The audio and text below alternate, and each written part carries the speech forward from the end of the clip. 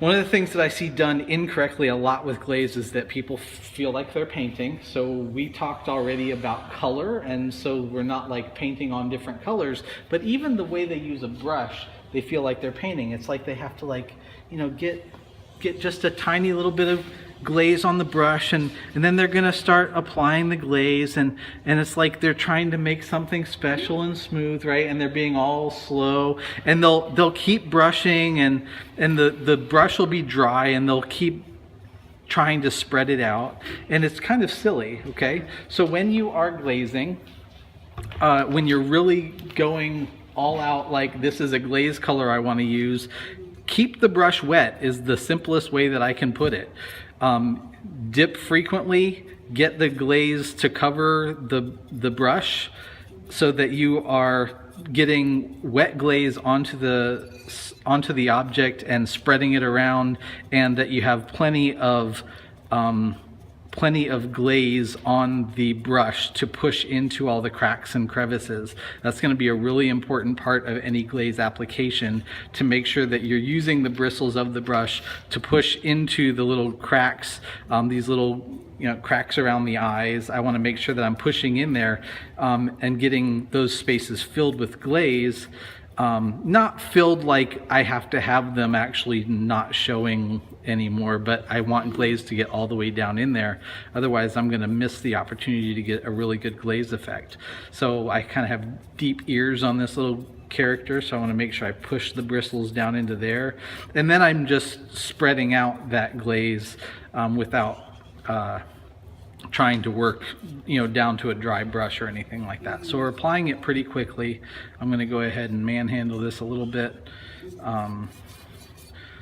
The very rough textures on the bottom of this. I'm choosing to right now apply this glaze quickly all the way down to the bottom edge of this, with the knowledge that I'm going to wipe the glaze off of the bottom before firing. The option is to carefully paint down to the edge where you would want the glaze to stop, which I definitely do when I'm making pottery. So like if I had a mug or a plate or a bowl, I would usually carefully choose where I want the glaze to go down to and leave that little edge that's going to touch. But you can see I got a little bit of glaze on the bottom. This can just be wiped off with water. The thing to realize about glaze is we are not talking about paint, and I think that's an important thing to teach students. Glaze is not paint, okay? Glaze, very much like greenware, like dried clay. If you get it wet, it will move.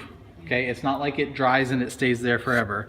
Okay, so a sponge can wipe that off well enough, and you can see there's kind of like an edge of unglazed that the sponge even cleared off.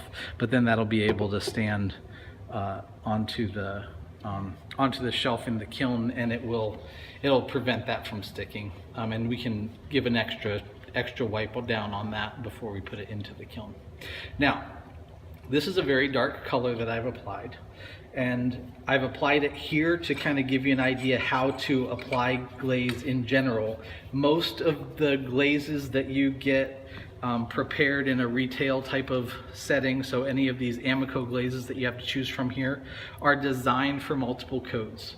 If you want results, anything similar to what you see on the bottle, you're probably putting 3 coats on, okay? That's a standard, it's a norm. Read the package. These packages say put 3 coats on, right? And that's not talking about 3 real thin dry brush coats. That's talking about 3 coats like you just saw here, okay? Sometimes the results that you get will be better if they're a little thicker, okay?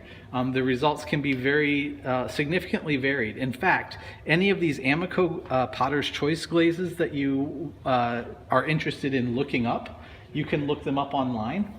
There will be images online that will often show, here's what a very thin coat looks like, a medium coat, and a thick coat. And it'll give you an idea of just how different that glaze will be if you apply it too thin, okay?